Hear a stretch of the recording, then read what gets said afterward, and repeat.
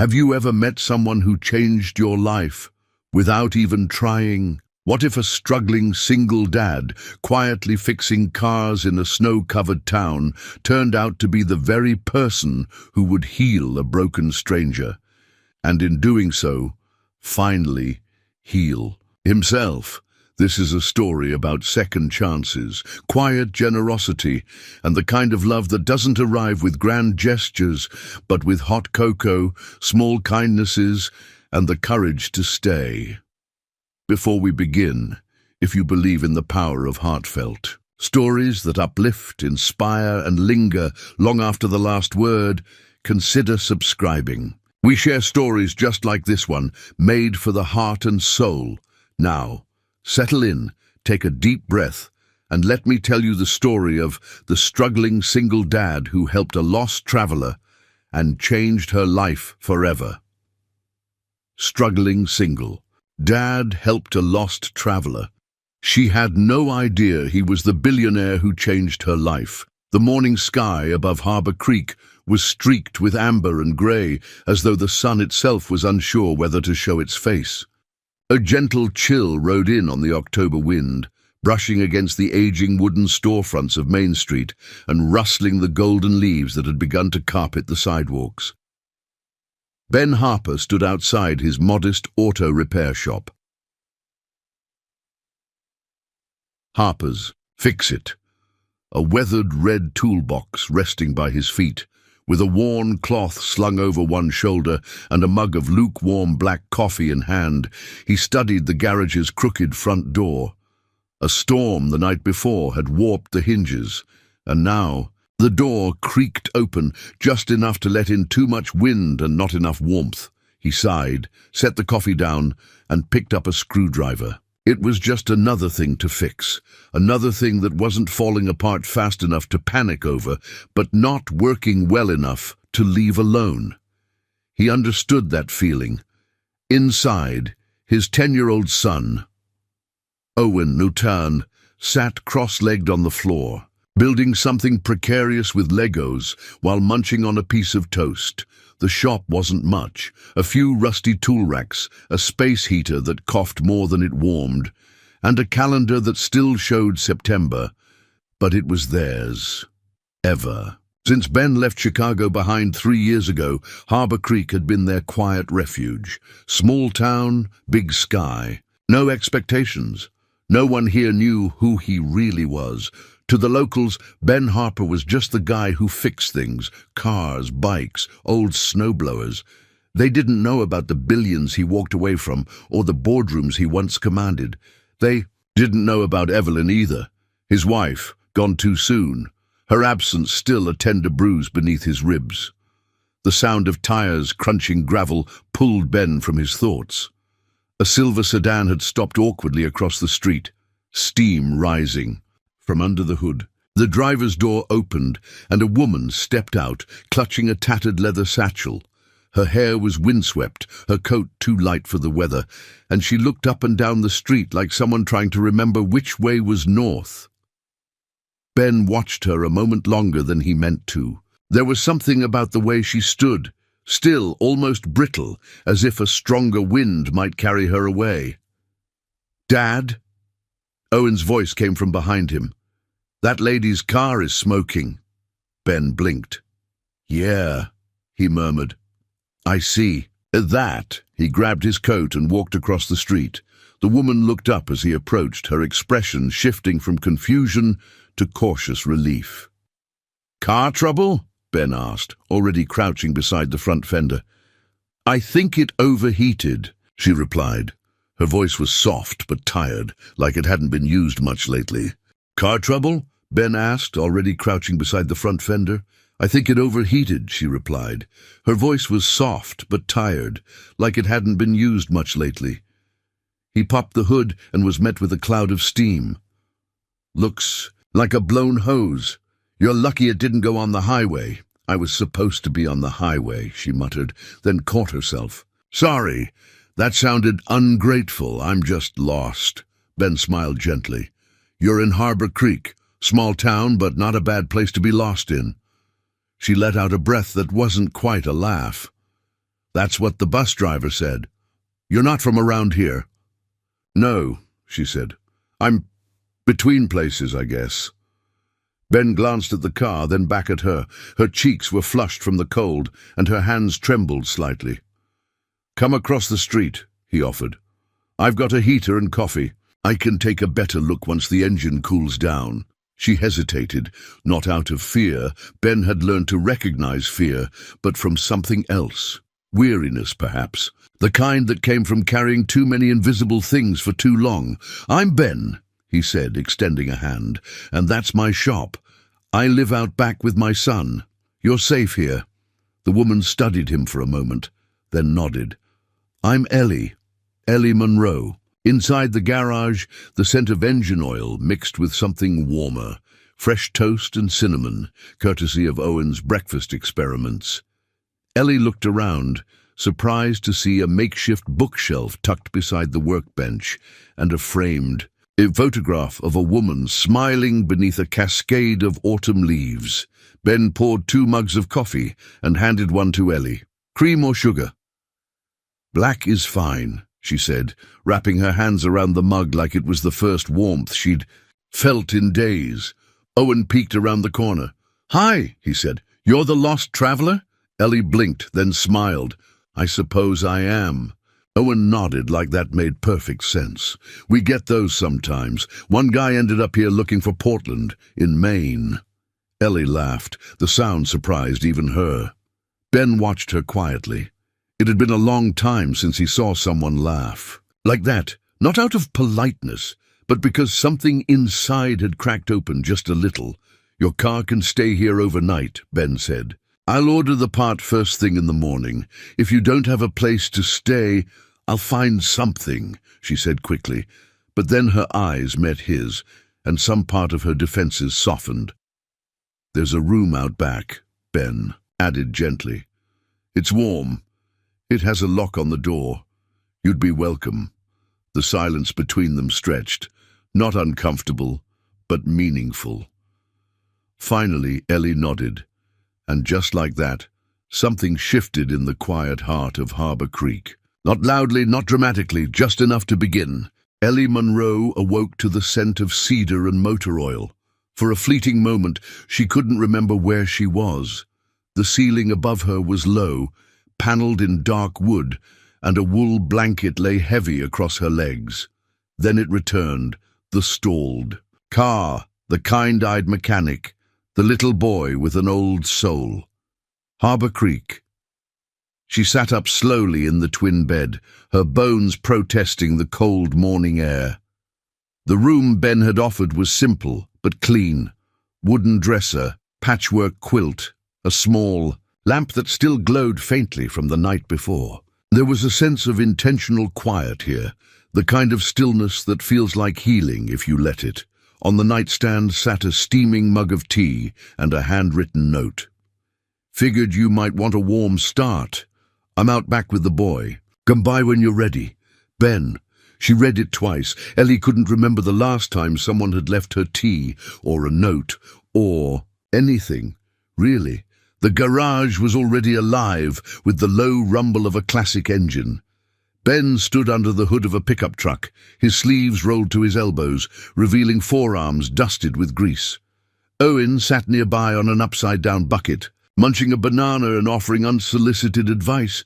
Dad, you should show her the Mustang. Ben chuckled. Not yet, bud. Ellie approached slowly, unsure where the boundaries were in this unexpected kindness. Ben looked up. Morning, he said, his voice even. Didn't want to wake you. You looked like you needed rest. I did, Ellie admitted. I think I forgot what real rest felt like. He gave her a half smile, then reached for a towel and wiped his hands. Your car's still cooling off. I ordered the part. Should be here tomorrow if the roads stay. Clear? She nodded, clutching the tea in both hands. Thank you, I mean it. You hungry? Owen chimed in. Dad makes weird pancakes, but they're not poison. Ellie laughed, a warm sound that surprised her again. I'd love that, she said.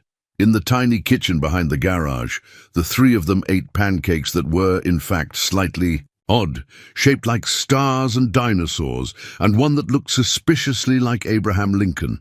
The syrup was real maple, the butter soft. Ellie hadn't felt this grounded in months. They talked about little things, weather, the best sledding hill in town, the annual chili cook-off that apparently had been a serious source of controversy last winter. But under it all, there was something unspoken, the shared weight of things not said. After breakfast, Owen grabbed his coat and announced he was going to the library. Ben nodded, trusting, and Ellie watched him go, marveling at the gentle rhythm between father and son. Ben poured them both more coffee. "You can stay longer," he said quietly. "If you need—" Ellie looked at him, startled. "Why would you—" "I mean, you don't know me." Ben leaned against the counter. "I don't need to know everything. To see someone who's tired. I've been that tired." Ellie's throat tightened. "I was married," Ben added after a moment. "Her name was Evelyn. Cancer took her. Owen was 7. "I'm sorry," she whispered. He nodded, not in sadness, but in acknowledgement. Some losses don't ever leave you. You just carry them differently over time. She looked down at her cup. "I lost everything last year. Job, partner, apartment. I thought I was building something permanent, but turns out I was just handing bricks to someone else's future." Ben didn't rush her. The silence stretched, but it was comfortable. "So I left," Ellie continued. "Packed my car, told myself I'd head west, but I didn't even make it halfway across Michigan before the car gave up. Story of my life, really." Ben smiled gently. "Maybe it gave up in the right place." She looked up, her eyes brimming. "Why are you being so kind?" He took a breath, considered his answer. "Because kindness saved me," he said. "Not all at once, but slowly. A neighbor who shoveled our driveway that first winter. A woman at the diner who always slipped an extra muffin into Owen's bag.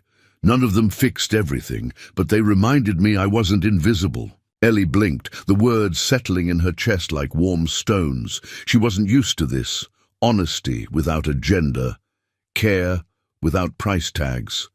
"Besides," Ben added with a wry grin, "you make a good audience for Owen's weird pancakes." She laughed again, wiping her eyes with the sleeve of her cardigan.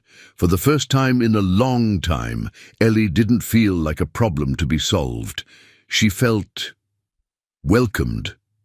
Later that day, while Ben worked on a tractor engine in the back, Ellie wandered into town. Arbor Creek was the kind of place where strangers still waved, where dogs sat unleashed on porches, and the bakery smelled like cinnamon at all hours. She stopped at a little bookshop with a "Help Wanted" sign taped to the inside of the window. Her fingers hovered on the door handle. Not yet, she thought, but maybe soon. She returned to the garage at sunset, the sky burning gold above the lake. Ben looked up from the workbench. "How was town?" "Small, kind, honest," she said. "Sounds about right." She hesitated, then added softly, "I might stay a few more days, if that's still okay." Ben didn't answer right away. He simply nodded and said, "We've got room." By the end of her 3rd day in Harbor Creek, Ellie had begun to breathe more deeply. Not in the literal sense, though the clean, pine-laced air helped, but in that intangible, soul-deep way that follows a long season of emotional drought. She still didn't know how long she would stay, but for the first time in months, she wasn't in a rush to leave. The town had a rhythm of its own, slow, patient, unbothered by the world outside. The people she passed greeted her not as an outsider, but as someone already known. The barista at Good Gracie's cafe called her Hon by the 2nd day. The woman at the library offered her a coat someone had left behind just in case the cold finds you unprepared. And Ben didn't hover, didn't prod, didn't make conversation unless it came naturally, but his presence was a constant, quiet, steady, like the hum of the garage's old heater. Somehow, it made her feel more stable just knowing he was there. That evening, a storm brewed over the lake.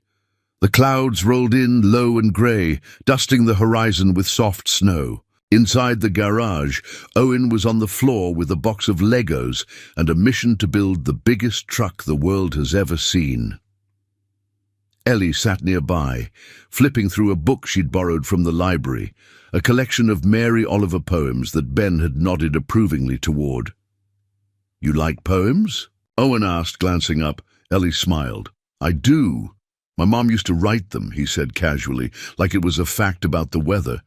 "She kept them in a notebook with flowers on the cover." Ellie blinked. "That's beautiful." She said poems were like little secrets you tell to paper, Owen continued. "Dad keeps the notebook on a shelf, but he doesn't open it much. I think it still makes his heart hurt." Ellie looked over to the far end of the garage, where a small bookshelf stood beneath a dusty window. A few framed photos, a couple of well-worn paperbacks, and yes, a faded notebook with pressed daisies on the cover. She felt the air shift inside her chest, so much grief folded neatly and tucked behind ordinary things. "Your dad loves your mom a lot," Ellie said softly. Owen shrugged, but his voice turned quiet. "Sometimes I think he's still waiting for her." Later that night, after Owen had gone to bed, Ben and Ellie found themselves in the kitchen, the kettle humming between them. Outside, snowflakes drifted down like whispers. Ben stirred honey into his tea. "Owen mentioned you two talked about Evelyn." Ellie hesitated. "Only a little." "He brought her up." Ben nodded slowly.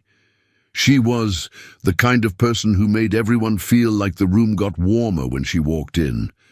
I used to think I'd never find peace again after she died. Then I realized I didn't need to replace her. I just had to carry her forward somehow." Ellie studied his profile in the low kitchen light, the quiet strength in his jaw, the gentleness in the way he spoke of sorrow. "I think you're doing that," she said.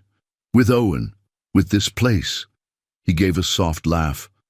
"I'm mostly making it up as I go, aren't we all?" she said, her voice trembling slightly. Ben looked at her then, really looked, not just with concern, but with understanding. "You carry something too," he said gently. She swallowed hard.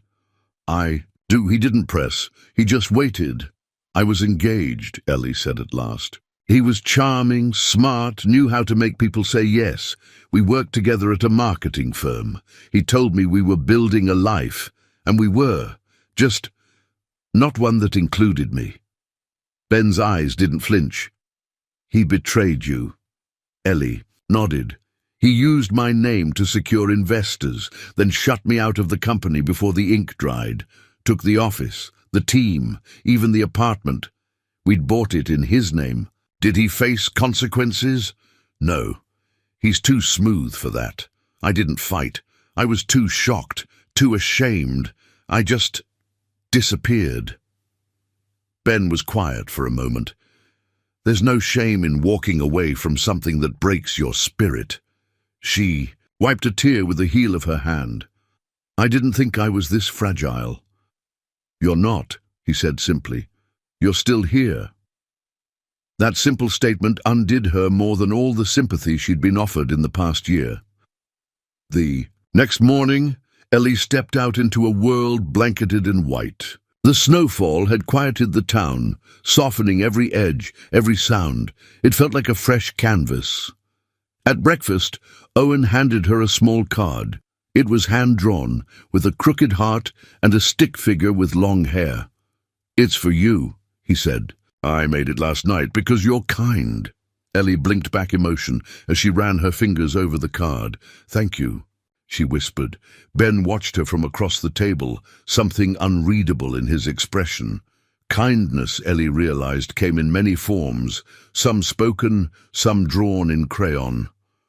That night, as the fireplace crackled in the small living room, Ben took down the notebook with daisies on the cover and handed it to Ellie. "She would have liked you," he said. Ellie opened the book and began to read.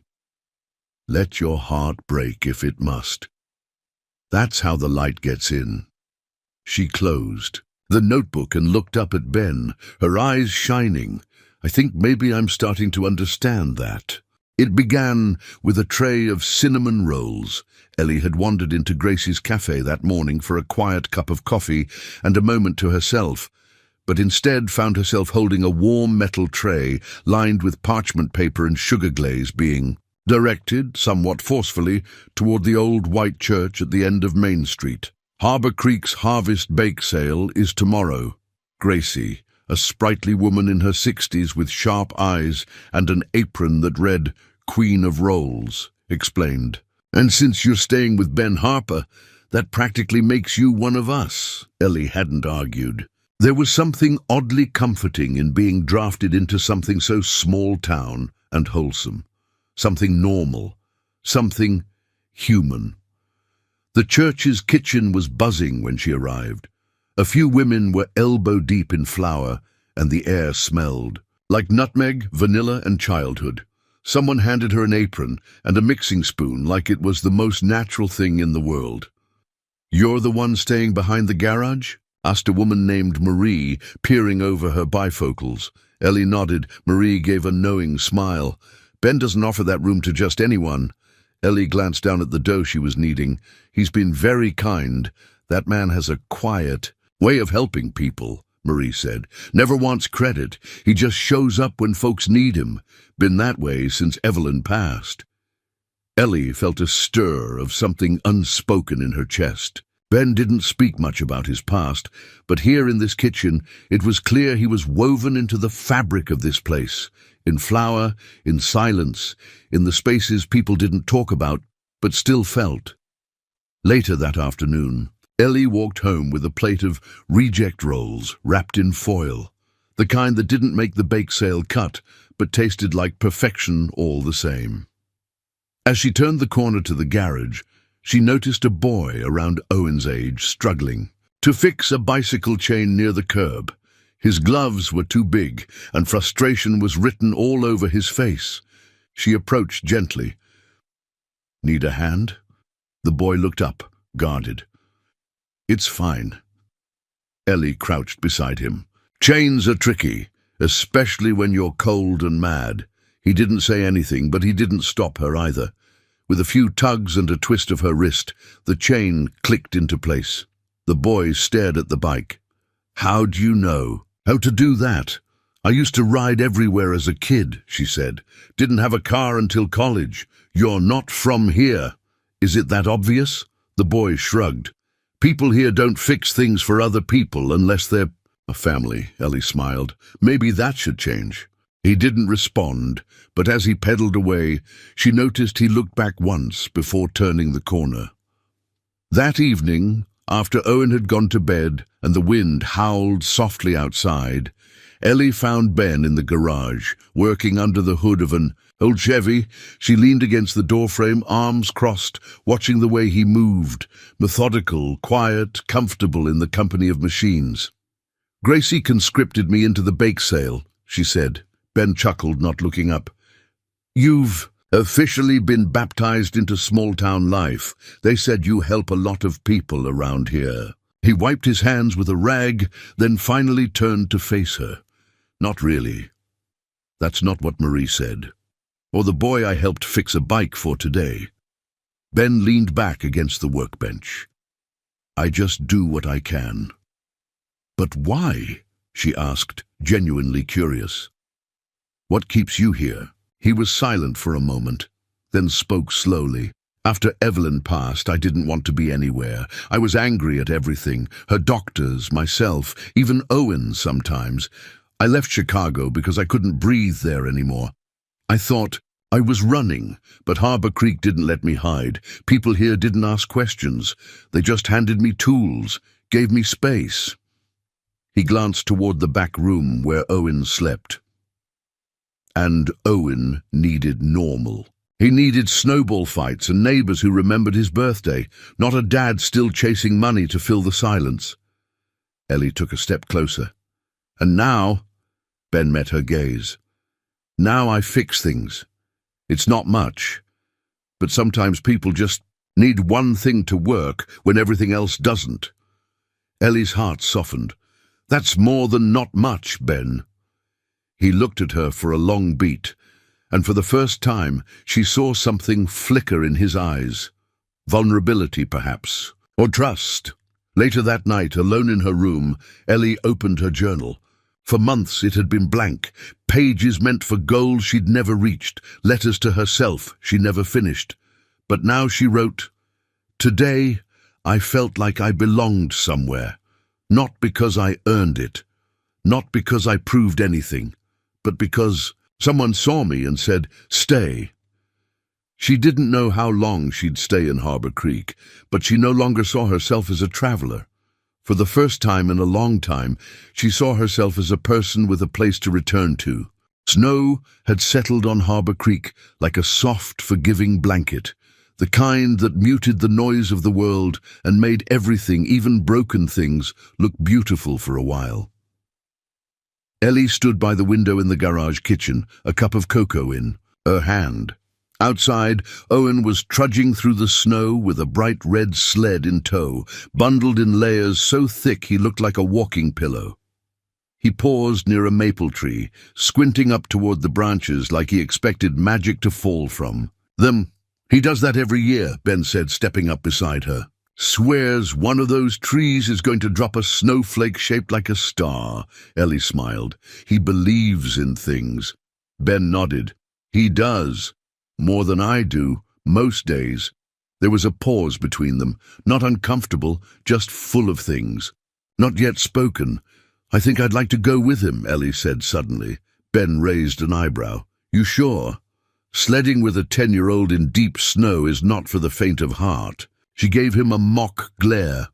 "Are you calling me old?" "I'm calling you unprepared," he said, chuckling. 10 minutes later, Ellie found herself on the slope just behind the community center, cheeks stinging from the cold and heart unexpectedly light. Owen launched down the hill with reckless joy, a streak of red and laughter. "Your turn!" he called from the bottom, waving. Ellie took a breath, settled onto the sled, and shoved off. The world blurred around her, snow, sky, wind, and she screamed, half in terror, half in delight. She landed in a puff of powder beside Owen, who was grinning from ear to ear. "You scream like a city person," he said proudly.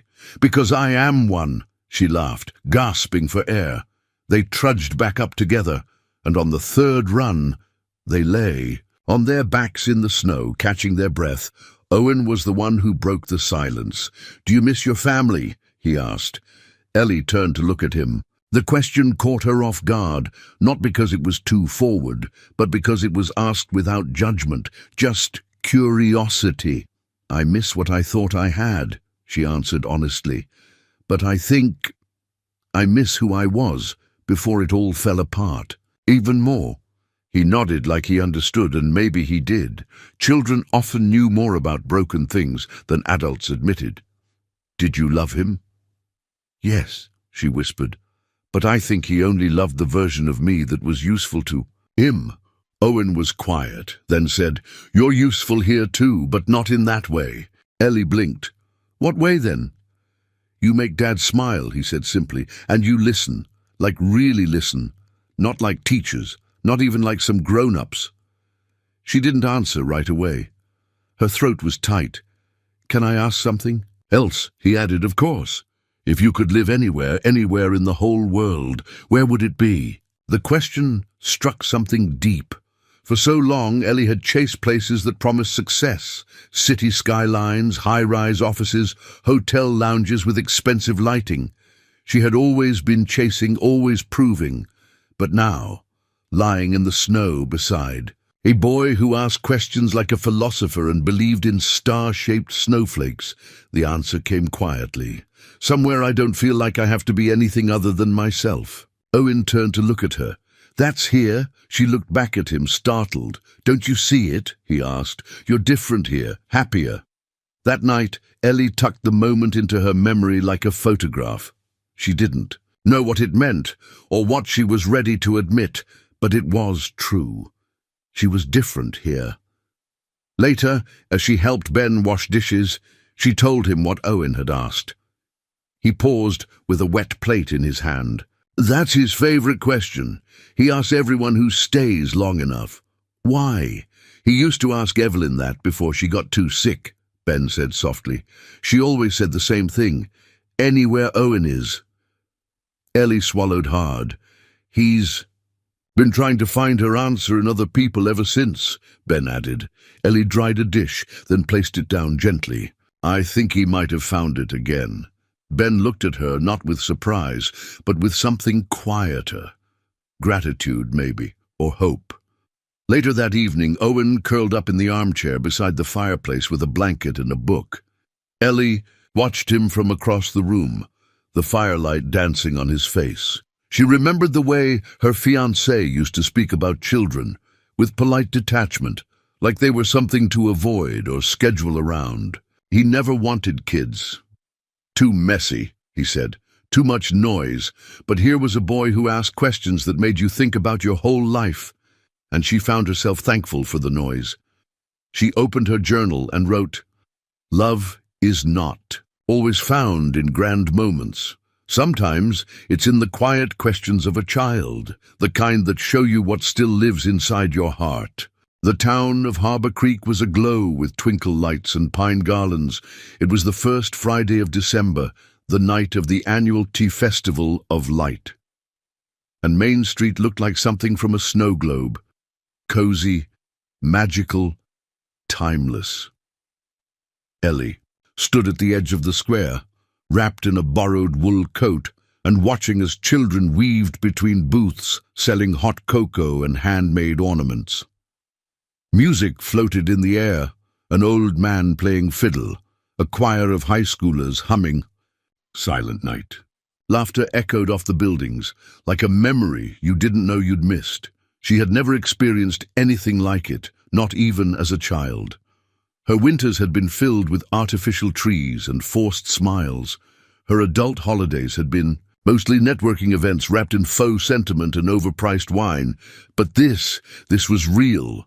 Pretty great, huh? Ben appeared beside her, holding 2 paper cups of cider, steam curling from the rims. "It's magic," Ellie said, smiling as she took the cup. "Like someone bottled joy and let it loose in the streets." He chuckled. "Don't tell Gracie that. She'll start selling it in jars." They sipped in silence, watching Owen run toward the fire pit with a group of kids, his cheeks pink from the cold, eyes alight. "You've given him something beautiful," Ellie said softly.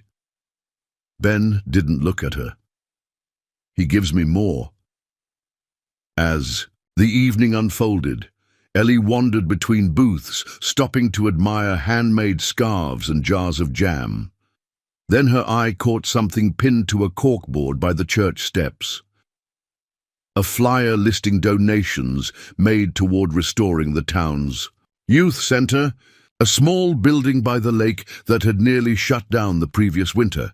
She read through the names: families, small businesses, a local Rotary Club, and then, at the bottom, in fine print, "Special thanks to BH Foundation, anonymous donation." Her hand froze on the paper. B. Her breath caught in her throat. She'd seen that name before, years ago on a donor list for an arts education program in Chicago, and once, discreetly, on an internal spreadsheet during her time at Monroe. And Blake, the firm she had helped build before it was taken from her. Back then, she'd assumed it stood for a faceless trust fund. No one ever talked about who it belonged to. But now, standing here in Harbor Creek, sipping cider beside Ben Harper, her thoughts couldn't help but wonder. Could it be him? She turned to look at him. He was crouched down by Owen, helping tie a shoelace, laughing at something the boy had said. He looked so natural, so grounded, so utterly not like a man who would have millions tucked into quiet philanthropic arms. But kindness, she had come to learn, didn't always look like a grand gesture.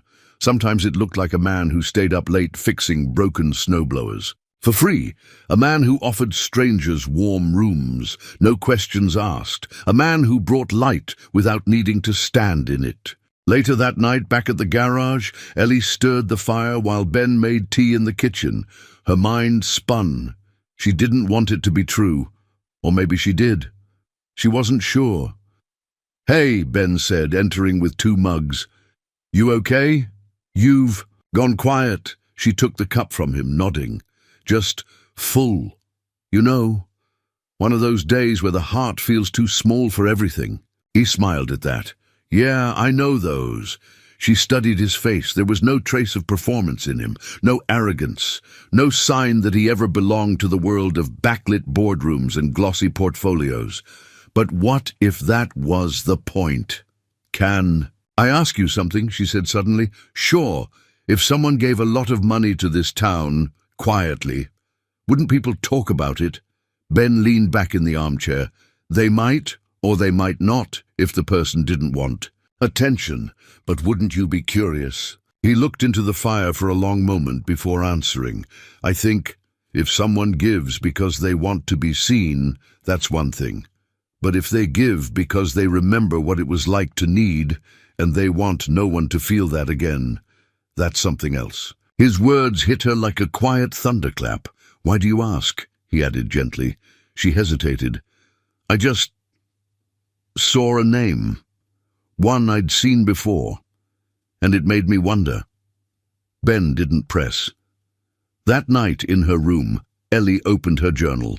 Her handwriting was steady, but her thoughts were anything but. There's a man here who fits too well into the cracks of this town. He fixes what breaks and says little, but I think he's built more than I see. And I don't know whether I want to be right or wrong. She closed the book and looked toward the bookshelf where Evelyn's notebook still rested. A light snow had begun to fall outside again, and somewhere deep inside her, a new thought took root. What if the most powerful people in the world weren't the ones who shouted the loudest, but the ones who whispered hope into places that needed it most? The air in Harbour Creek had turned sharper, tinged with that peculiar stillness that came right before the snow. Ellie stood by the window of the garage kitchen, staring out at the skeletal trees lining the back road. The world was settling into winter's silence, but inside her a different storm was brewing. She couldn't stop thinking about the initials. BH Foundation. She had seen them again that morning, this time on a bulletin board at the local library, pinned beside a thank you note for new children's books and a set of laptops donated to the after-school program. Courtesy of BH Foundation, quietly present, deeply appreciated, and next to it, taped haphazardly, was a scanned page of an old article about anonymous donors saving struggling rural towns, one of them being Harbour Creek. Ellie stared at the words until they blurred. She didn't want to believe it, not because she doubted Ben's goodness, but because she couldn't reconcile this man, who fixed busted trucks and made weird pancakes, with the man who might command vast sums of money behind the scenes. Could a man be both? That night, after Owen had gone to bed, Ellie found herself seated at the small kitchen table with Ben. He was drying dishes, humming quietly to himself. There was something so natural about him in that moment, wholly present, unpretentious, but her mind was no longer quiet. Ben, she said, careful not to sound too abrupt, can I ask you something personal? He paused mid-dry, turned to her. Sure. What did you do before you came to Harbour Creek? He didn't answer right away. His fingers worked slowly over the dishcloth. Finance, he said finally. In Chicago. Her heart stuttered. What kind of finance? Private. Capital, venture backing, startups mostly. He said it without flinching, like stating the weather. Too much stress. Not enough meaning. Ellie's fingers tightened around her mug. And then, you left it all? Ben nodded. After Evelyn passed, I didn't want that world anymore. It felt loud and hollow. Owen needed quiet. And so, did I? She swallowed. But did you leave everything behind? All of it? He looked at her then. Really looked. His eyes were tired, but not guarded. Some things are harder to leave than others. Like a foundation, she asked carefully. Silence filled the room. Heavy, sharp, Ben set the towel down. "I think you already know the answer," he said. Ellie's throat dried. "I suspected, but I didn't want to believe it." "Why not?" "Because it changes everything." Ben sat down across from her. "Does it?" She struggled to find the words. "I came here broken, and you, this place, you made me feel like I was enough again, like I didn't have to prove myself to belong. But if you're that man, the one who helped fund half this town, then I'm not sure what's real anymore." Ben didn't raise his voice. He didn't defend. He simply met her pain with quiet honesty. "I didn't want to lead with money. I've seen what it does. It rewrites how people look at you, how they measure themselves around you. I needed a life that wasn't built on what I owned, but who I was when everything else was stripped away." Ellie blinked hard, willing the tears not to fall. "But you didn't tell me." "I didn't lie to you." "No," she said, her voice cracking. "But you didn't trust me with the truth either." Ben leaned back, his face unreadable. "Would it have made a difference, Ellie?" She stood abruptly, the chair scraping the floor. "Yes, it would have, because I've spent the last year trying to rebuild my life without shortcuts, without illusions. And now, I'm afraid I fell into another version of the same thing, someone who gets to decide how much truth I deserve." The words hung between them like frost. Ben's expression didn't change, but something inside him seemed to pull back, as if bracing for the chill. "I'm sorry," he said quietly. "I never wanted to hurt you." Ellie turned, barely whispering. "But you did." She packed that night, not all of it, just enough, a few clothes, the journal, the picture Owen had drawn. She didn't know where she was going, only that she couldn't stay, not like this, not until she could sort out what was real and what wasn't. As she zipped her bag, a knock came at the door. It was Owen. "Are you leaving?" he asked, his voice too small for his age. She crouched down. "Just for a while." "Because of my dad?" "No," she said, though the lie stung. "Because I need to think." Owen looked at her with wide, searching eyes. "I liked when you were here. You made the quiet less lonely." Ellie hugged him tightly, burying her face in his scarf. "You made me feel like I belonged." He stepped back and handed her something, a small piece of paper, folded twice. "I wrote this for school, but I want you to have it." She nodded, unable to speak. Then she walked out into the snow. In the car, with the heater running and her hands shaking on the wheel, Ellie unfolded the note. "If I could live anywhere in the world, I'd live where people love you enough to tell the truth, even when it's hard." The motel was clean, quiet, and impersonal, exactly what Ellie thought she needed. It sat just off a rural highway, flanked by a gas station and a frozen field of corn stubble. Her room smelled faintly of antiseptic and old carpet. Outside the window, snowflakes drifted like ash under a flickering street lamp. She sat on the edge of the bed, her small duffel still zipped, untouched. A local news station murmured from the television she hadn't meant to turn on. There was nothing about the room that reminded her of Harbor Creek, and yet everything inside her did. The firelit quiet of the garage, the warmth of Owen's questions, the way Ben handed her coffee with two hands, like the gesture itself mattered, the way he looked at her, not with expectation, but with presence, and the truth she wasn't ready for. She had told herself leaving was about space, clarity, but the silence wasn't helping. It only amplified the ache. She hadn't expected to miss them this fast. The knock came just before noon the next day. A man in a brown parka stood at her door, holding a small padded envelope. "Delivery for Ellie Monroe?" he asked. She blinked. "I didn't order anything." He shrugged. "It's got your name prepaid." She took the envelope, thanked him, and closed the door. Inside was a letter, written in a child's uneven scrawl on lined school paper. Her heart caught in her throat. Before she even opened it, "Dear Miss Ellie, I hope you're okay. Dad says sometimes people need space to think. I don't know much about that, but I know I miss your pancakes and your stories and how you always listen when people talk, like it matters. Most grown-ups don't do that. I think my dad is sad. He won't say it. He just fixes things more than usual. He even fixed a toaster that wasn't broken.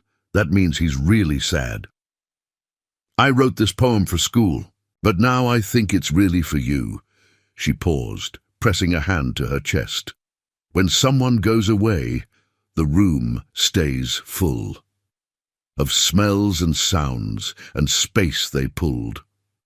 I used to think gone meant nothing left, but now I know it means quiet theft.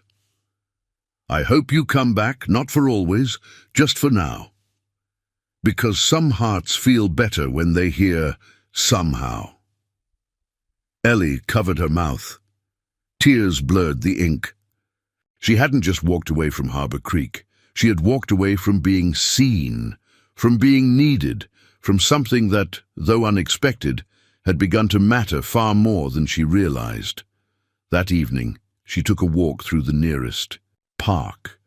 The path was quiet, lined with leafless trees and empty benches. Her boots crunched the snow, and in the growing dusk she sat beneath a lamppost, clutching Owen's letter in gloved hands. She thought about the woman she used to be, the one who thrived on certainty, strategy, and control. The woman who planned her days down to the hour, who knew what wine to pair with what contract negotiation. That version of her would have shredded a handwritten letter and scoffed at poetry. But that woman had broken, and maybe what she needed now wasn't armor, but honesty.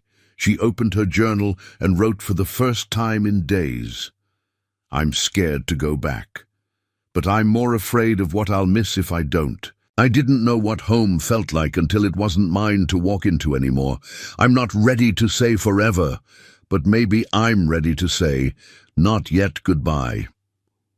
2 days later, she returned, not with fanfare, not even with an explanation, just her duffel bag, her coat, and Owen's letter pressed to her chest. She didn't go to the garage right away. Instead, she walked to the lake. It was frozen now, the surface a glassy sheet that reflected the soft afternoon light. A wooden bench sat near the shoreline, dusted with snow. She sat there for a long time, her breath visible in the still air, and then she heard footsteps. Turning, she saw Bidou. Ben. Standing a few yards away, his hands in the pockets of his jacket, shoulders tense. They didn't speak right away. It was Ellie who broke the silence. "I read the letter," she said. He nodded once. "He asked me to mail it, said it had to reach you in person. I don't know what to say." "You don't have to," Ben said quietly. "Not yet." She looked down at her boots. "I left because I was scared, not just of your past, but of what it meant to feel safe again. I haven't trusted that feeling in a long time." "I know," he said. "I've lived it." She looked up, her eyes shining. "Do you still want me here?" Ben took a step forward, then another. "I never stopped," he said, "but it has to be your choice." Ellie let out a slow breath. "Then maybe I can start by making dinner." Ben smiled, something soft and familiar returning to his face. "Owen will be thrilled. He's been surviving on grilled cheese and toaster waffles." She laughed, really laughed, for the first time in days. That night, Ellie stood in the kitchen, stirring soup on the stove. The garage was warm again, full of the low hum of life. Owen sat at the table, coloring. Ben fixed a drawer that didn't need fixing. And Ellie? She didn't feel like a guest anymore. She felt like part of the noise, part of the space, part of the healing. Snow fell in delicate spirals over Harbor Creek's town square, dusting rooftops and pine wreaths with shimmering softness. Strings of white and golden lights wound their way through branches and lampposts, casting a warm glow over bundled-up children, steaming cocoa stands, and neighbors greeting each other like family. It was the annual winter gathering. A quieter cousin to the Festival of Light, meant more for townspeople than tourists. But to Ellie, standing at the edge of the gathering circle with her hands shoved deep in her coat pockets, it felt like something more, a chance to try again. She hadn't told Ben she'd signed up to speak. Gracie had cornered her the day before, in the bakery with a clipboard and the kind of warm insistence that brooked no refusal. 5 minutes, she'd said, shoving a slip of paper into Ellie's hand. Say something honest. That's all anyone really wants this time of year. Now, Ellie's heart pounded against her ribs like it was trying to run before her. A small stage had been built in front of the town library. Simple wooden planks, a backdrop of pine, and a microphone that popped every time someone exhaled too hard. The mayor finished her remarks, a few people clapped politely, and then Gracie stepped forward.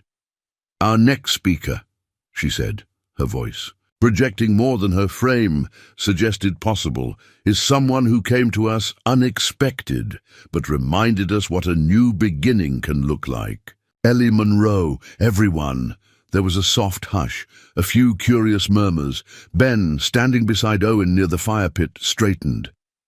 Ellie climbed the 3 short steps and took the mic, her breath visible in the cold. She looked out over the crowd. Dozens of faces, warm scarves, expectant eyes, and for a moment her throat closed. Then she saw Owen. His hand slipped into Ben's, and she began. I didn't plan to stay in Harbour Creek, she said, voice steady, though her hands trembled. Truth be told, I didn't plan much of anything. I came here because I was lost, not the kind of lost a map can fix, the other kind, the kind that lives inside you when the life you were building falls apart. A pause. No one moved. I had worked hard for a future I thought I wanted, a future I thought I earned, but I trusted the wrong people. And when it all fell away, my job, my relationship, my sense of worth, I didn't know who I was without it. She let the silence settle. A few people nodded, and then I broke down. Right here in your town. My car gave out, and so did I. But instead of judgment, I was offered hot cocoa and a warm room, and space to be something other than broken. A soft laugh rippled through the audience. I didn't expect kindness, and I certainly didn't expect it to be the thing that would begin to put me back together. But that's what this town does, what people like Ben Harper do.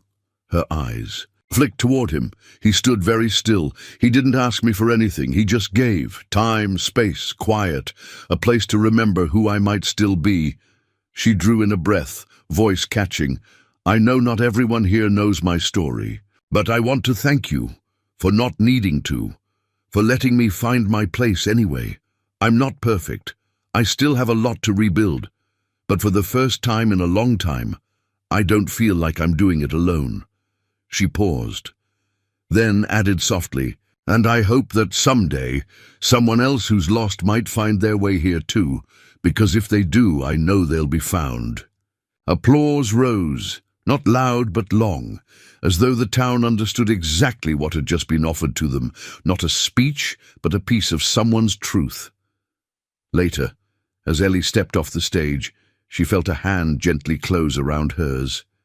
Ben, you didn't have to say any of that, he said quietly. I wanted to, she replied, eyes meeting his. I needed to. They walked a few steps away from the crowd, toward the edge of the lake, where the lights reflected off the glassy ice in ripples of gold. You were brave, he said. I was terrified, she admitted. He smiled. That's usually how bravery works. She turned to face him fully. Ben, I know I hurt you. When I left, I didn't know how to stay when everything felt uncertain. I wasn't sure if what I felt was real or just comfort. And now, he asked gently. She took a breath. Now. I know it's both, and I think that's okay. I think maybe that's how love starts. He studied her face for a moment. Is that what this is? I don't know if it's all the way there, she said honestly. But it's more than I've felt in a long time, and it's honest. I think that matters most. Ben didn't answer with words. He reached out, brushing a snowflake from her cheek, and for the first time since Evelyn, he allowed himself to hope. That night, as the town dispersed, Ellie stood beside Ben and Owen by the fire pit, holding a cup of cider and listening to the soft hum of a community that had become, quietly, unexpectedly, hers. She wasn't healed, but she was healing, and she was home. The email came on a Tuesday morning. Ellie was at the small desk in the back of the library, labeling returned books and sipping lukewarm tea, when the notification chimed. She opened it absent-mindedly, expecting a shipping receipt or town newsletter. Instead, it read, "Ellie, we heard you've been off the grid. I hope you're well. We've missed your fire, your insight, and your gift for bringing people together. We're building something new, bigger than before, and we want you at the table. Lead strategist, Chicago-based, full salary plus equity. Name your terms. You don't owe us a yes, but you deserve to know the door is open. Caleb Whitmore, Westridge Ventures." Her hand went still on the keyboard. Westridge was one of the fastest-growing venture firms in the Midwest. Caleb was a name she hadn't heard in over a year, since the scandal, since she disappeared. And yet here he was, offering a fresh start, a new chance, and a salary that could erase years of struggle. The world she had left behind had come looking for her. She walked home that afternoon in a daze, boots crunching the snow-covered sidewalk. The words looping in her mind, like a record stuck on repeat. Name your terms, full salary, lead strategist. By the time she reached the garage, the sun had dipped low, casting the sky in a soft, violet glow. Inside, Ben was fixing a snowblower for one of the neighbors. Owen sat nearby, painting something on a scrap of wood. Concentrated, tongue poking from the side of his mouth. Ellie watched them quietly for a moment, heart aching with indecision. Could she really give this up? Could she really stay? That evening, after Owen had gone to bed, Ellie sat across from Ben at the kitchen table, her laptop open but untouched. "I got a job offer," she said. Ben looked up. "In town?" She shook her head. "Chicago." He didn't speak. "They want me back. Not just as a staffer, leading a team, equity stake, creative control, everything I thought I wanted." Ben's voice was quiet. "And what do you want now?" That was the question, wasn't it? "I don't. No," she said truthfully. "I thought I did. I thought if I could prove I was still valuable, still sharp, that maybe I could reclaim something I lost. But now—" She looked down at her hands, her voice softening. "Now I'm scared that if I say yes, I'll lose something I didn't. No, I needed." Ben reached across the table, his hand warm over hers. "You don't owe anyone the version of you that broke to please them." She met his eyes, full of gentle clarity. "I wish I'd met you before," she whispered. He shook his head. "You met me exactly when you were meant to." The next morning, Ellie stood at the lake, the surface frozen and quiet. The letter from Westridge was printed and folded in her coat pocket, heavy like a stone. She watched the wind scatter loose snow across the ice and thought about what she'd built in Harbor Creek. It wasn't a career, it wasn't a resume bullet point, it was something softer, something real. She thought about Owen and how he always asked people, "Where would you live if you could live anywhere in the world?" And she heard her answer, clear as the wind through the pines. "Here. Not because it's perfect, but because I don't have to be." That night she found Ben in the garage packing up tools. "I turned them down," she said. He looked up slowly. "Chicago?" She nodded. "They offered me everything I thought I wanted, and I realized I didn't want it anymore." He set the wrench down and crossed the room in a few steps. "Why?" he asked. She took a breath. "Because I'm already doing something that matters. Not out there. Here, I'm helping rebuild lives, including my own. I'm not running anymore. I'm choosing. Ben searched her face. Are you sure? Ellie smiled, the kind of smile that came from knowing, not hoping. Absolutely. He exhaled slowly, relief softening every line in his face. And then she added, half laughing, half serious, also, Owen would kill me if I left again. Later that night, they sat in front of the fireplace. Owen was sprawled on the rug, sketching a design for what he swore would be the world's first solar-powered snowmobile. Ben turned to Ellie. What now? He asked. We build something, she said. Together. Like what? She looked at him, eyes shining. A scholarship fund for people starting over, for people like me. He nodded slowly. We'll call it something that matters. Ellie smiled. We already are. Spring arrived late in Harbour Creek, as if the town wasn't quite ready to let go of its snowy hush. But when it came, it did so gently, with shy crocuses pushing through thawed earth and the soft murmur of birds returning to their familiar branches. The lake, once a mirror of ice, now shimmered in motion again. And just beyond it, beneath the old maple tree that had stood for decades without fanfare or fuss, Ellie sat on a wooden bench that faced the water. In her lap was a folder. Inside, the finalized paperwork for the Kindness Fund. The community scholarship project she and Ben had quietly developed over the last 2 months. It wasn't flashy, but it was personal. It would help single parents, late bloomers, and those who'd been knocked sideways by life and were brave enough to start again. People like her. Still nervous? Ben asked, his voice soft behind her. She smiled without turning around. Only a little. He sat beside her, brushing his shoulder against hers like he'd been doing it his whole life. There's something about putting your name on something that makes it real, Ellie said. And terrifying, Ben chuckled. You put your heart in it. That's what makes it brave. They sat in silence for a moment, watching the sunlight dance on the surface of the lake. It had become their rhythm, this quiet, not something to fill, but something to trust. Then Ben reached into his jacket pocket and pulled out something small, a simple, smooth ring, silver with a delicate engraving on the inside. He didn't kneel. He didn't launch into a speech. He just turned to her, voice low and even.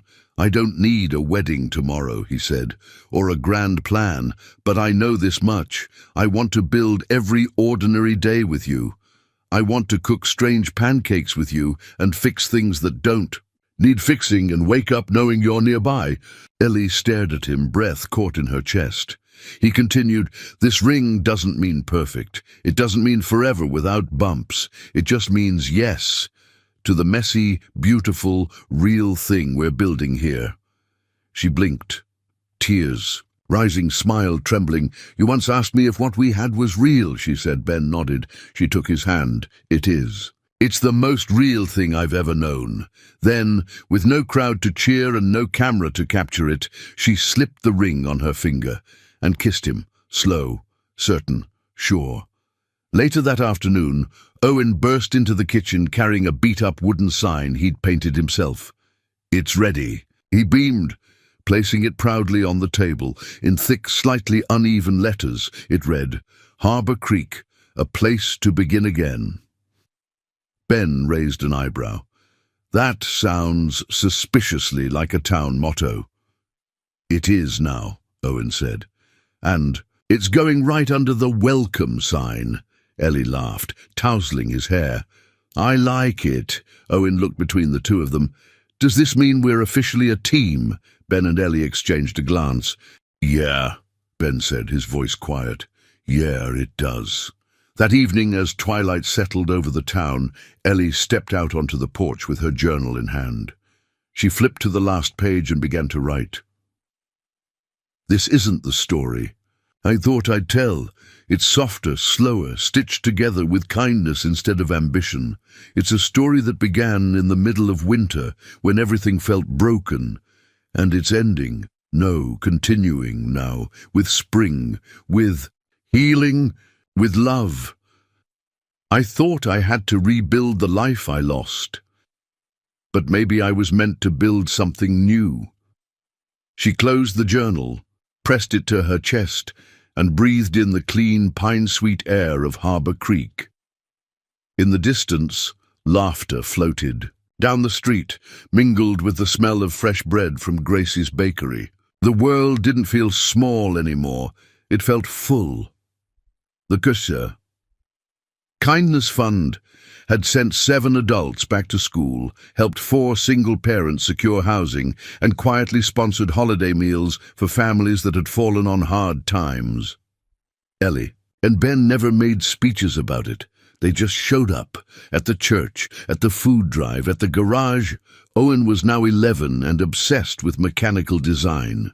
He'd built a snowplow attachment for his bike, which didn't exactly work.